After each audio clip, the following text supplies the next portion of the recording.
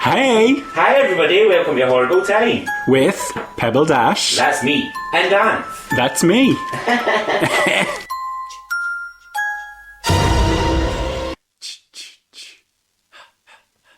That's the wrong film.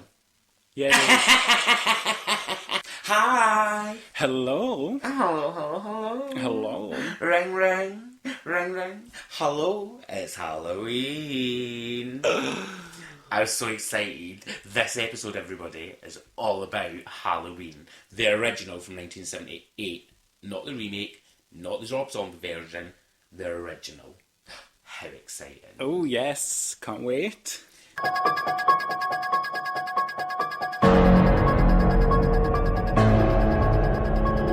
Do you remember the first time you saw Halloween? I've already said I was a kid when I first saw it, which is completely inappropriate. Do I remember? First time I saw Halloween, I think I was around about 15, and I went on a whole, slasher binge. Mm-hmm. And I have to say it was probably the best one that I had watched at that point. Yeah, it's the original slasher. It set the scene for every other slasher that's came since. Yeah. You know what I mean? To the point where it's probably one of the most referenced movies in Scream, which is all about referencing slasher films. Yeah, I mean, they play it on the TV, don't they, in Scream? Exactly. Yeah. It is iconic. So good. Halloween was released in 1978. It was created, written, developed by John Carpenter, the icon John Carpenter, and Deborah Hill. It's set in 1963 in Haddonfield, Illinois. I don't know if Haddonfield's a real place in Illinois.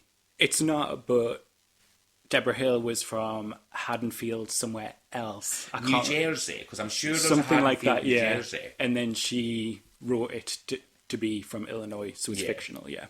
Amazing. The original script title was The Babysitter Murders, which obviously is very accurate. I'm sure you've all seen it. It stars Jamie Lee Curtis as the protagonist, Laurie Strode. Can we take a moment? I say protagonist at the right time. She said protagonist. Yeah.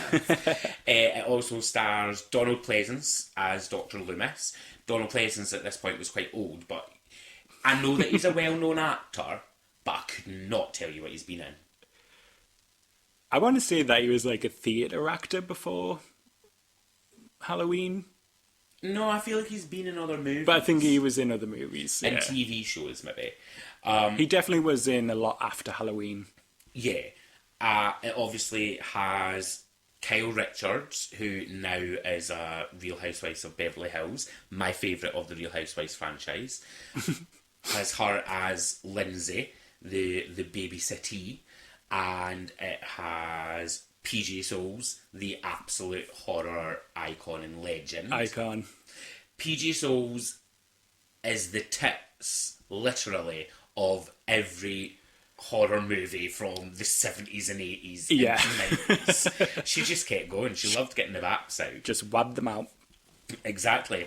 John Carpenter actually wrote the role for PJ Souls. He did, because he saw her in Carrie. Yes, Yeah. exactly. Carrie is iconic. I love her in Carrie as well. We need to do a deep dive into Carrie as well.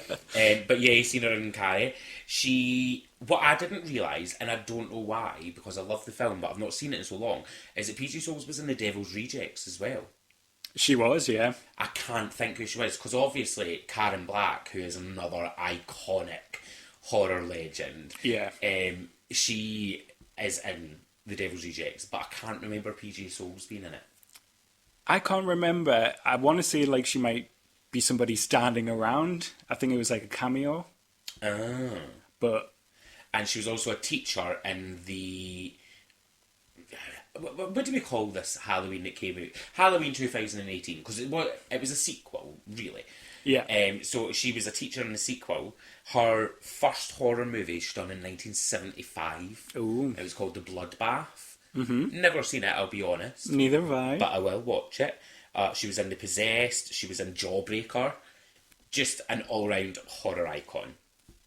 Jamie Lee Curtis. I feel like everybody knows who Jamie Lee Curtis is. Well, yeah, you have to, duh. I would hope so. Most recently, she was in Knives Out. Yeah.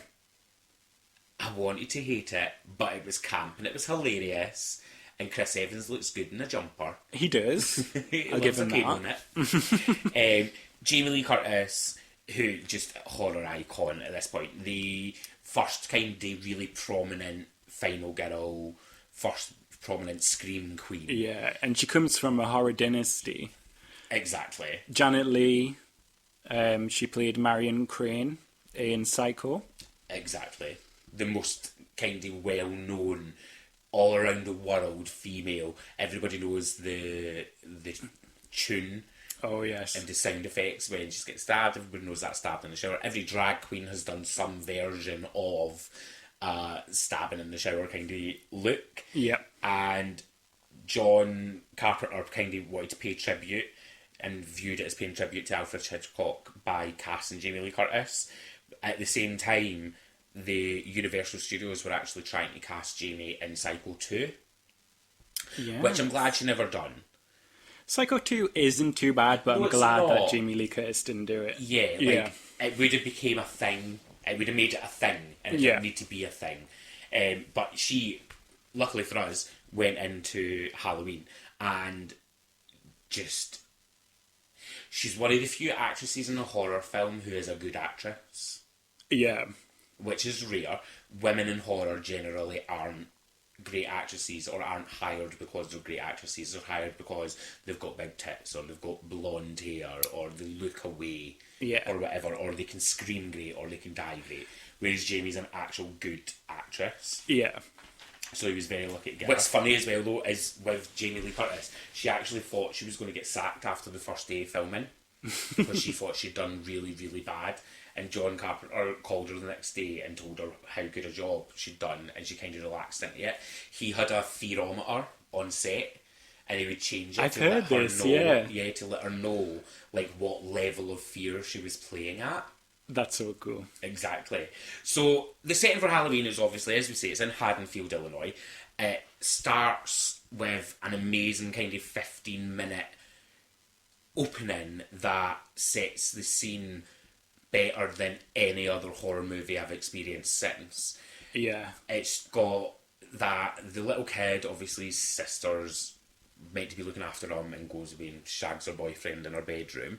And Michael, the young child, you never see his face at this point, do you? You don't know who it is yet. Yeah. Yeah. Because it's just the camera through with the mask over it, and they literally put a camera over the mask to film that kind of tracking shot. And he goes and pulls a knife out, and one of the funny facts that I find funny about it that I never noticed until I learned the fact, and then going back and watching it, I'm like, oh, this makes sense. It's actually Deborah Hill's hand picking up the knife, which is why the nails are so manicured. So it's her hand picking up the knife out the drawer and then going up the stairs, and he stabs his sister. Yeah. Which was just shocking. It was so shocking. Obviously, I wasn't around in 1978 because I'm young, but Anth was. Was it shocking? Bitch, it's your birthday soon, not mine, and you's older than me. Send me presents. But yeah, it was really shocking to see a child definitely murdering, see a child antagonist at that point. Yeah, because at this point, you still don't know that it's the brother. Yeah. Well, you don't know how old he is. Yeah. Because Judith does scream, Michael, what are you doing? Mm-hmm. So she gives it away, it's the brother, yeah. And I think, round about that time, I'm not sure of the year of release, but the only other movie from that era that I remember with a child antagonist is Sleepaway Camp. Sleepaway Camp's a bit later. Is that a it's bit later? 80s, yeah. Right. So, well, there you go then. So it probably is one of the earliest ones, other than, like, The Omen and things like that. But that camp is tits, that's a bit different. Why didn't they just kill Damien in The Omen? Just kill him. He's Satan. Kill him. Oh, but it wasn't all to do with, like, father and maternal love and... whatever. I'm not a huge fan of The Omen, sorry. I like the remake. Ugh, Julia Stiles. I like Julia Stiles. But yeah, so Michael obviously has killed the babysitter. And what I like is you never really find out a really thorough reason for why he done it. Yeah. Everything was fine until this kid was 8 years old. Yeah. and then suddenly he kills his sister. And that shot at the end of him just standing. They take the not mask at the end of the off. film, yeah, but standing outside the Yeah. house with the knife in his hand, and they take the mask off and like, Michael, what's wrong? His parents. And he's all just the police standing there. sirens. He's just like standing there staring into the abyss. So good. But backtracking again, sorry. That opening sequence is just absolutely fantastic in its camera work as well. Because it's one continuous tracking shot. Yeah. But it does have very subtle cuts in it as well. So one cut is when he puts the mask on. That's a cut. And then the rest is like the tracking shot. I think there's a couple more, but really, really good. Really well done. So good. It's so effectively done, that shot. How would they have done that? How would they have done the tracking shot back then? Would they have had a rig and like a pulley to pull it Yeah, along? I believe so. Or do you think... Did they ever do tracking shots like literally just somebody holding the camera and walking and following? I want to say yeah, but I'm not very technical. Yeah, I often wonder. We then skip forward 15 years to 1978 when Michael is in a psychiatric ward. Dr. Loomis is his doctor, his psychiatrist, and is driving with a nurse. Yeah, Marion, yeah, driving with the nurse to go and get him. Now, this is one of the first scenes that I remembered being scared of, and it's really, like, now I can see the problematic side of that, but the way they portrayed these people that had escaped the facility was terrifying. Because Marion says, doesn't she, she's like, do they usually just let them run around the grounds like that? And then she also talks about how she hates the way they stare at them. Yeah. And you're like, ooh. Problematic. But, I mean, it was 1978. Yeah. And it was really effectively done. And then when Dr. Loomis gets out of the car to go and try and kind of figure out what's going on, that part where Michael's on top of the car, battering the window to get to her, is absolutely terrifying. Like, I would be traumatised. It was scary. It was really scary. And because it's all raining, and I think it's the whole, like, because the patients look almost like ghosts because they're just these white shapes. They're just standing, aren't they? They're just like standing there. They're not really moving about. So, yeah, absolutely. That was one of the most terrifying parts. And what I liked is that he didn't kill the nurse. Because that would have been very obvious. And now, if it had been made now, that he would have killed the nurse there. Because actually there's not that many kills in Halloween. But yeah, so Michael then gets in, and this raises one of the biggest questions. How the fuck can Michael Myers drive? He was an 8-year-old kid, he's been put in a psychiatric hospital at 8 years old.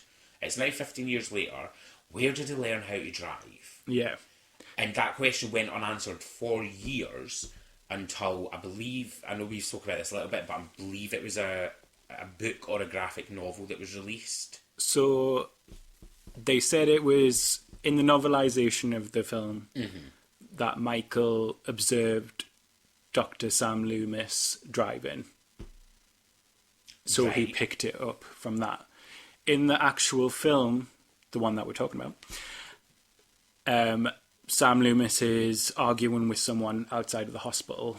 Like, how did this happen? How did he escape? And then the guy who he's talking to says, it's not like he can drive. And then Sam Loomis is like, well, he did really well last night. Yeah. Did somebody from here teach him how to drive? Yeah. So that's kind of like the explanation at that point, but it's not really an explanation. Well, no, there you're saying he can't drive, and Dr. Loomis is saying, well, he did. Yeah. So, yeah, in the movies, it's never explained. It's never explained. Drive. But, yeah, it's a novelisation where it's kind of explained because he watched... Because as the novelisation, does that have some level of POV from Michael's, but not, like, a spoken thing, but it's got more of, like, what he maybe have thought or felt, which you don't really get in the movie because he's not a talking character. Yeah. It's more of that. Yeah. So he drives off to Haddonfield, and at this point we meet Laurie Strode, who is a student, and she's with her two friends, played by PJ Souls, and the other friend who's... Annie. Yeah, Annie. We don't like Annie. We find her irritating. Not a fan of Annie. No. We do find her very irritating. But Annie, it's Halloween night, Laurie's babysitting, Annie and PJ Souls are trying to get a shag. They want to have sex with a boyfriend. I mean, it's relatable content. They want to have sex with the boyfriends. Laurie's babysitting, Annie's babysitting, so Laurie agrees while she's babysitting little Tommy Doyle that Annie can drop Lindsay off to her as well, who Annie's babysitting, and Laurie will look after both of them. Which sets up straight away that Laurie's like the goody-goody, and Annie and PJ are the bad girls. Yeah, because they always like try to peer pressure into like smoking and stuff like that. You see like Annie handing her the cigarette in the car, and Laurie's just like, no, but she's like, go on. Yeah. So it's that kind of like goody versus the naughty girl. Yeah. Yeah. And then this part of the film sets up two of my all-time favourite horror movie scenes. The first one is Michael in the car. Oh, yes. When he first arrives. It's just iconic when he pulls around and he catches the Glimpy's mask, but obviously the girls can't see the mask either. But also the bush shot. So Laurie sees Michael standing next to a bush, and I believe she's just with Annie at this point. Yeah, it's just Annie at this point. So Laurie and Annie are walking along the street. Laurie spots Michael behind a bush. Laurie, in her role, is the submissive kind of character, so she pulls back and is like scared and says to Annie, I just thought I'd seen this. Annie is the cocksure character, goes marching up to the bush, and until the scene finished, I was so sure that he was going to do something. It was one of those that it's so tense. Yeah. And it's one of kind of all of our favourite things about horror movies is that it's the tenseness of it. Yeah. Because the tenseness starts as soon as he arrives in Haddonfield. Mm-hmm. So early in the film, she walks to the Myers house. Mm-hmm. And she's putting the keys under the mat for her dad with Tommy. Yes. And you see the silhouette of Michael looking at her from the other side. There's so much silhouette work. With the breathing. And it's at that point that Laurie becomes the obsession. Mm-hmm. So, yeah. Some great moments. It's so good. So, then you find out that Annie's dad is the sheriff. Yeah. And that somebody had broke into the store and stole some odd things. So he stole a mask and they stole, I believe, a baseball bat as well, and a couple of odd things. We obviously know that Michael is known for wearing the mask, so we can figure out straight away who it is. Everybody knows as well that the mask that he wears is a William Shatner mask from Star Trek, and they just kind of aged it and rubbed all the colour off it and all that kind of thing. And the mask really is such an iconic part of Halloween. Yeah. Jason wears a hockey mask, and it's iconic. It's the same kind of thing. Jason is a hockey mask and either a big machete or a... Cleaver. And Michael, we all think of as a knife and the white mask, even though that's not necessarily the most accurate description, which we'll touch on later. We know that it's him in the mask. So Annie kind of doesn't really particularly care. Oh, yeah. So we then move on to Laurie with Tommy, and Tommy is quite an active little boy. He's like a pain in the arse. Tommy is having Laurie's life as babysitter. It shows the kind of viewpoint of everyone is that Laurie is weak.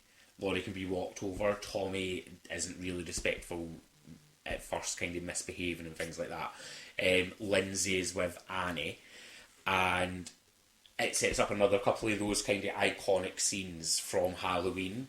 So we know that Annie's boyfriend's going to be coming over, and the part in the back garden where she hears a noise in the back garden and she goes out to look. Yeah, after she slops stuff down her shirt and then she has to go in the back. Yeah. So then she jumps out into the garden, looking in the garden, and we know he's there. And then she's going to do her laundry. Yeah. And we see, they do it really clever of, like, we see him entering rooms that look like the room she's in, but might not be the room she's in. And it's so tense, again, at that part. Annie is going around trying to do her laundry and she hears noises out the back again and she's looking out the window and then she gets locked in the laundry room. In the laundry room, yeah. And she's doing the shiggle of the door and trying to get herself out, and it's just really tense because you're just waiting for Michael Myers to come out and get her. Yeah. She then tries to climb out the window at one point and is stuck in the window. So funny. When Lindsay comes and opens the door, and Lindsay literally is just like, what are you doing? Lindsay's literally like, in the meantime, she's just been watching TV. Yeah, like literally could not care less. She's just like, So then Lindsay and Annie go back in the house, and Annie goes out to the car in the garage. Yeah, she rings Laurie first. Yeah.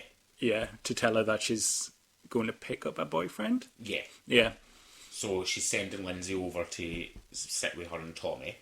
So as Annie goes out to the car, we get one of what has now become such a major trope in horror movies, that jump scare of they're behind you. They're behind you. So good. So that's like only the second kill in Halloween. Yeah. Is Annie. So Michael Myers is obviously in the back of the scene. He strangles Annie and chokes her to death, and she dies in the car, so she's in the front seat of the car. Then Michael lifts Annie up. This is where I'm like, Michael, you're not making great decisions as the antagonist. Lifts her up and walks around to the front of her house with her over his shoulder. He does. Like, hi everyone, I just killed this lady. Just killed this girl. So he walks around with Annie, and Tommy Doyle is looking out of the window at this point. Tommy. I know, and starts screaming, and he gets terrified. The boogeyman. The boogeyman. And it's one of those things where I didn't really think about it until that point in the movie of how much Michael fits into that boogeyman lore in the boogeyman story, that stranger creeping around your house, coming to get you, kind of watching you. Yeah, exactly. If it was me, I would have my titty plate on. Yeah, you'd be like, Michael, come get look me. at me, daddy. He would just walk past. I know, I'd get left. But yeah, so Tommy starts shouting and going on about the boogeyman, and Laurie gets frustrated, and it's just a bit like, it's a bit extra at this point because the kids are screaming, I hate kids. Not fun. Yeah. So then PJ Souls and her boyfriend, they turn up to the house Annie was in, so Lindsay's house. Yeah. They turn up there. PJ's boyfriend is ugly. He is not an attractive man. Bob, his name is, that's it. Bob is not an attractive man. Not really, but he does have a good body. He does have a good body, but Butterface. Butterface.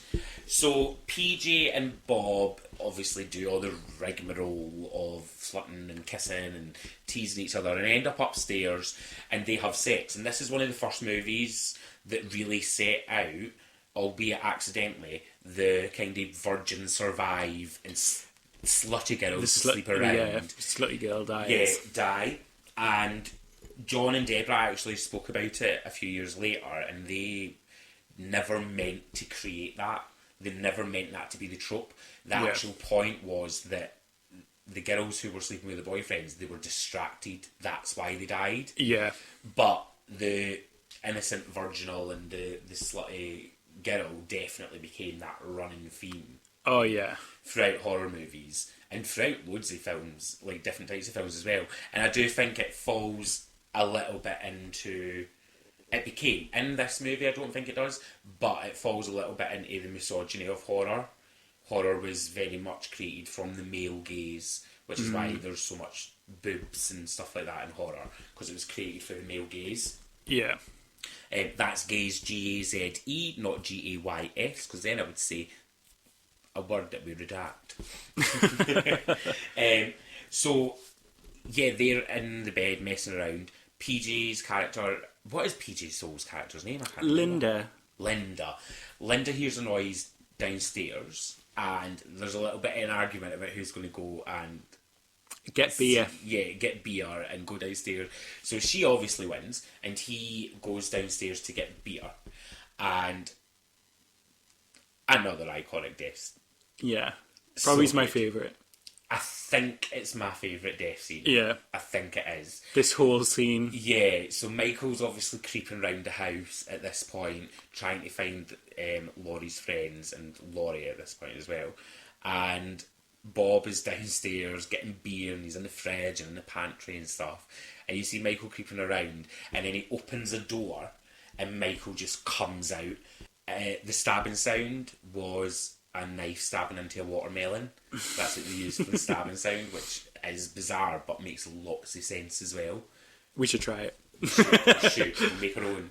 We're going to make our own Wilhelm scream, and we're going to make our own knife sounds. Yeah. Also, Wilhelm scream, for you two listeners, is the scream that they use in almost every single horror movie. It's this one stock sound scream. So, yeah, Michael stabs him, but he stabs him in the middle of his stomach, up off the floor, because he's picked him up, Yeah. to the wall, and leaves him hanging to the wall Yeah. by the knife. It is so iconic. So good. Because you see his So feet well. shake, don't you? Yeah, it's just so well done. And then he goes upstairs. Oh, Michael.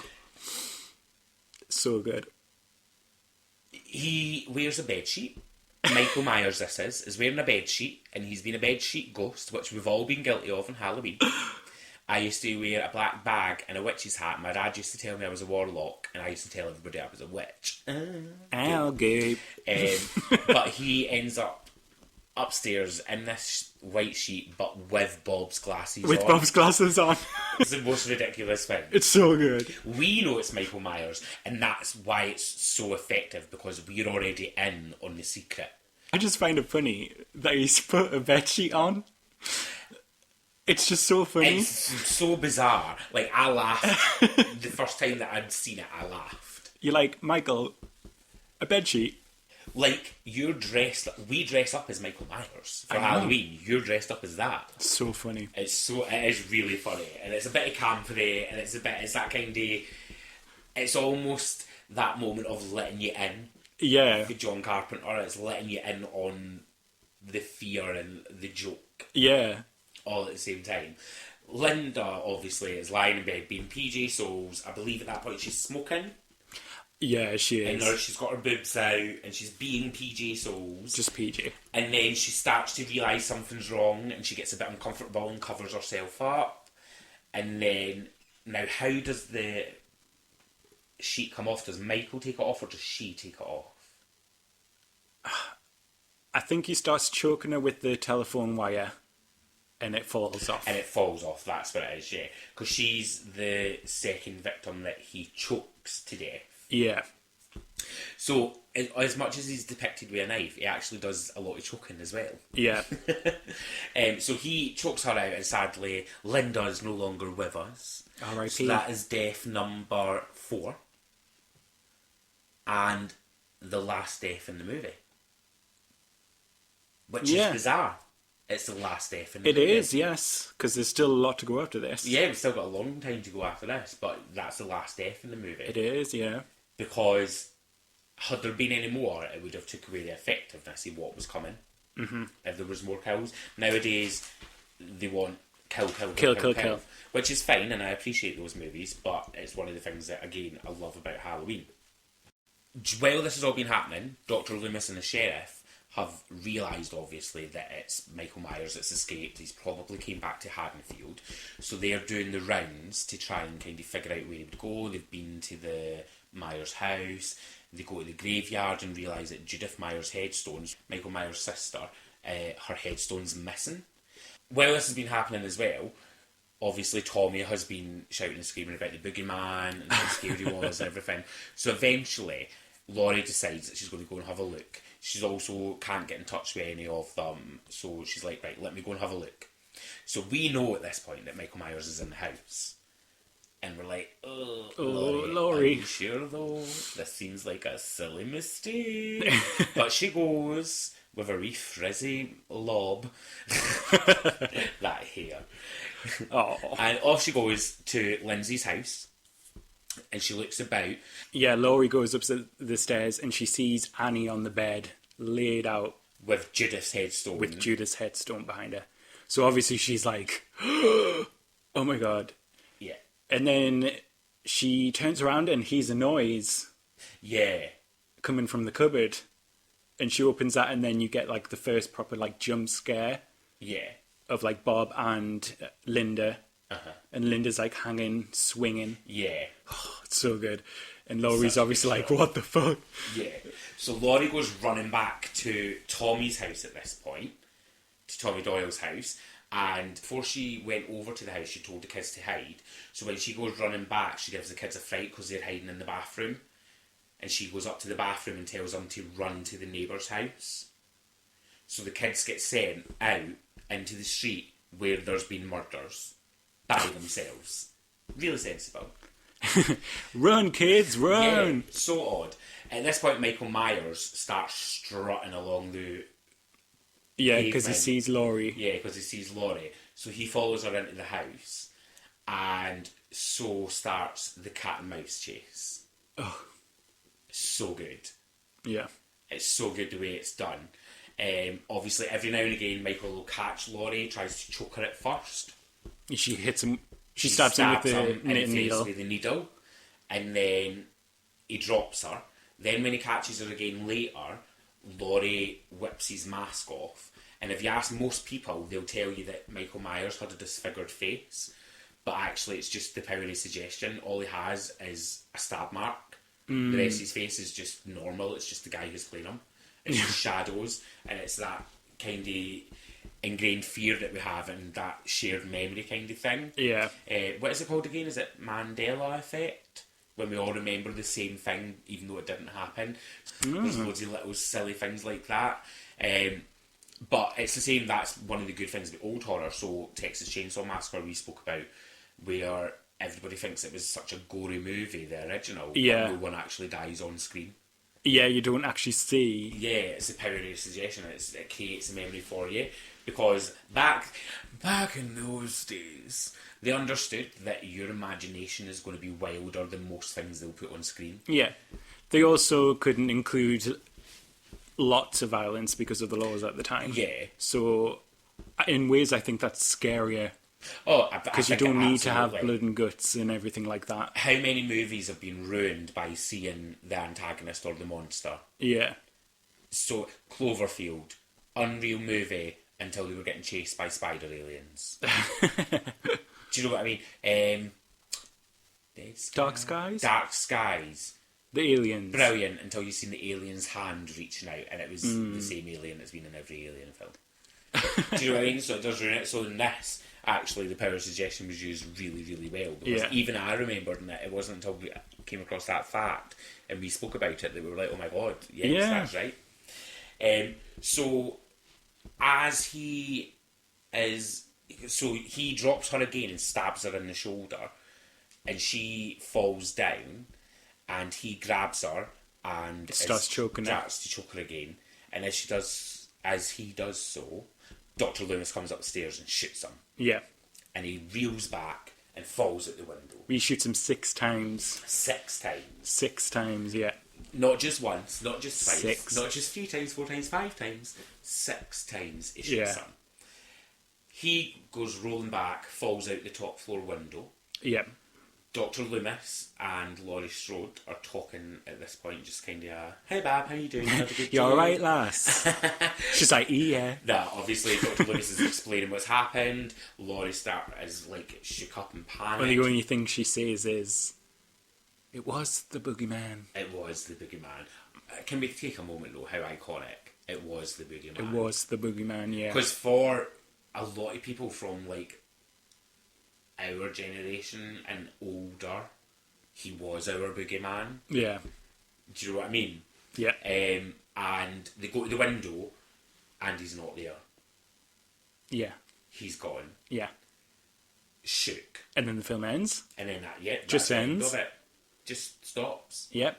No explanation. Absolutely shook. Yeah. I still remember the first time I watched, seeing that he wasn't there. And just So like, good. Oh my God, how did he survive And this? how many horror films have done that now? Oh, he's not there. Every horror film. My favourite horror film, and one of the best horror films ever made, and it just set the landscape for what was to come. Yeah. When you watch the original Halloween, and I know a lot of people watching, or maybe, a lot of people listening, might only have seen Rob Zombie's Halloween, or the recent sequel that was made. The Rob Zombie Halloween movies, I really enjoy them, but they are very much their own story. All they've done is took Especially names. the second one. Yeah, they've took their own story and done with that what he wants, and I think he done it well. The recent prequel is amazing, Halloween 2018. Well, yeah, because it's a direct sequel. Exactly, direct sequel. I wouldn't waste your time watching all of the Halloween sequels that there has been. I would not recommend. I would definitely... H2O, though. H2O is camp for what it is, but I watched it again recently and it's not good. I think it's fun. I didn't even find it fun. It was like an episode of Dawson's Creek with a murderer. That's exactly. Is that because what Michelle it was. Williams is in it? Well, yeah, and just everything about it. But I did like Jamie Lee Curtis in it. She's so good. She does the character really well. Halloween 2, I like. Really, it was a direct continuation of the first movie. Yeah, because So it I literally liked that. starts at the end of the last film. So I liked Halloween 2. Personally, I used to hate Halloween 3 Season of the Witch because they actually went away from the Halloween franchise of Michael Myers and they were trying to expand it into a different kind of franchise. So it's about haunted masks in essence. Yeah. But actually, when It's I a good, watched it like, again recently, standalone it's a film. good standalone film. It Yeah. just doesn't fit into the canon of Halloween that much. Yeah. Although in Halloween 2018 they did have some Easter eggs, or like with the kids' masks and stuff relating to Season of the Witch, which is Halloween 3. They did. I love that speech that Loomis does. Oh. It's such an iconic monologue when he just says that he stared into his eyes and he has the blackest, deepest, evilest eyes and he saw nothing. So good. Iconic. Because never explained in the film. No. It's never explained why he does what he does. And it's left to the viewer's imagination if he's like just a psycho killer or there's something supernatural about him. Mm-hmm. Later in the original canon, yeah, it did become psycho. It became supernatural. It's to do with a cult, and it was shite. Yeah, but this film, the second one and the newest one, are just all about him being like He's unstoppable. Evil. He's evil killer. Incarnate. Yeah, and there's never any like convoluted like plots. Yeah, it's just he is evil. Although obviously Halloween 2 does the Laurie is your sister. Yeah, which is daft. Yeah, and I like how they disregard that in the sequel. Yeah, from he's 2018 just obsessed because it's an obsession. She got away from him. Yeah, it's a psychotic thing, and she's obsessed. So Halloween, obviously, we would both absolutely rate and recommend to everybody to watch. Yes. So I have 2 questions for you. Okay. My first question for you is, what queer moment, if any, did you take away from this? Again, because of his time, like, there's nothing overtly queer about the film. Mm-hmm. But I would definitely say, like, PJ Souls. Mm-hmm. Yeah, the queers love her. Queers love her, she brings that, like, campness. Yeah, 100%. For me, Laurie Strode could have been a lesbian and it wouldn't have changed the film at all. Well, she's not really sexualised in any way. But she's very much treated as differently and... Because she's not had that, like, experience, so to speak. Yeah, so she's painted as different, she's painted as... She's othered as the protagonist. She's on the fringes of everything. She's not really a major part of the middle. And Also, Bob being just as nude as the rest of them. But going back to Laurie, it's like she goes through a whole transition in the film. Mm-hmm.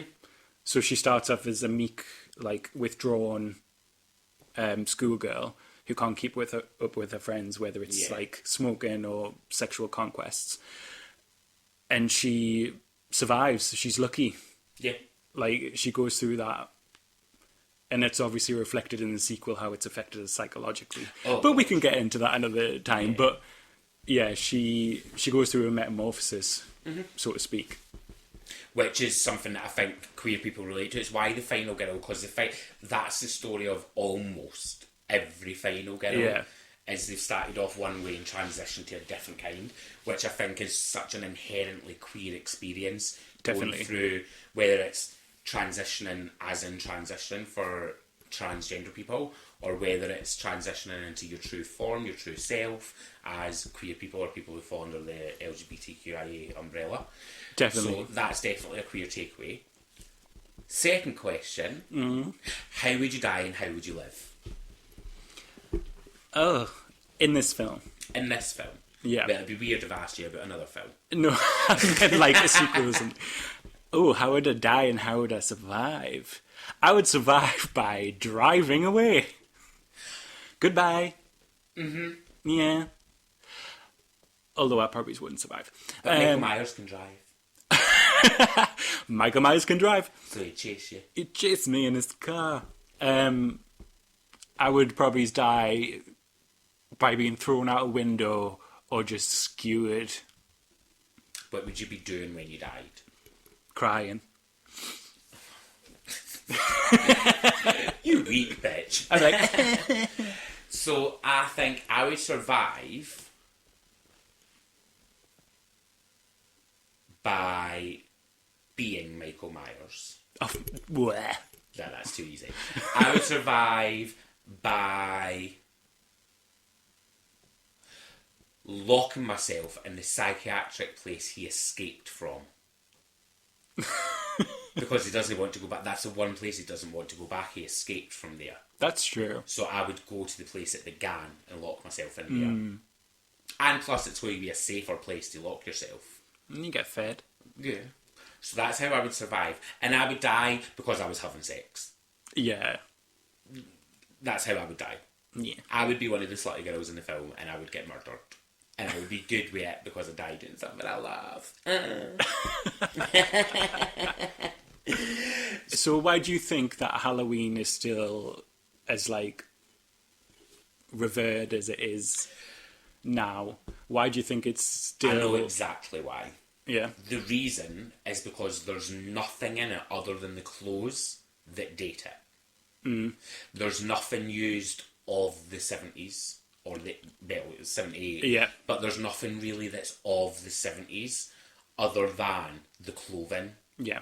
The story could be filmed now, word for word, same actors obviously if they were young now, and it would be the same movie if it was done the exact same. Do you know what I mean? Yeah. So for instance, Psycho was remade with Vince Vaughn, and it was a frame for frame remake. Yeah. But Psycho doesn't work now. Yeah. It's such an outdated story that it doesn't work now. But the boogeyman has scared people since the dawn of time and continues to scare people now. Yeah. And because we don't have a reason for Michael Myers being the way he is, all those things, that's the reason why it still works now and it's why it's still scary. You watched it last night, did you? I did. And it's still tense. Yeah, it is. Even watching it now, and I've seen it. You could know it frame by frame. Yeah, I watch it at least once a year and still get scared at the same bits, even though I know what's coming, because it's tense and it builds tension and people react more and remember how they felt rather than what happened. Yeah. And it's one of those movies that's really good at building tension and holding you right on the tension, for like 10 seconds, which is too long to be tense with no output. Which is why, for instance, when Annie survives the first kind of tension, it's so jarring when she then gets killed. Yeah, because you're like, Because it oh, didn't build she's up got to away. that. You're like, oh, she's Yeah. just safe, but no. So it's so jarring. And that's why Halloween is my favourite horror film. Yeah. Anybody who hasn't seen it, I absolutely recommend that you watch it immediately. Especially if you're a newer, maybe younger horror fan who has seen Halloween 2008 and really enjoyed it. I think it's important that you watch the first one to get and understand the full canon and to understand Laurie's ways in Halloween 2018. Yeah. We are probably in the future going to do a deep dive into Halloween 2018. We'll probably do it before Halloween Kills comes out. Exciting. Cannot wait. And if you have any movies that you really love that maybe we haven't seen or mentioned, by all means email in to ahorribletimepodcast@gmail.com or go to A Horrible Time Podcast on Instagram or A Horrible Time on Twitter and let us know.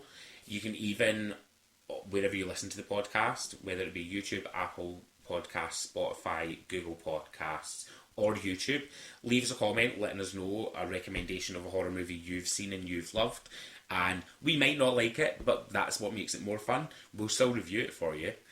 Thanks very much for listening, and I hope you have a horrible time. Thank you. Bye. You can follow the podcast at A Horrible Time Podcast on Twitter and Instagram. You can follow your host Anthony at Anthony Detro on Twitter and at Diamond Hardskin on Instagram. You can follow Pebble at It's Pebble Dash on Instagram and Famous Cunt on Twitter. Recording by Pebble and Anth, mix and mastered by Pebble Dash. Artwork by Graphic Design.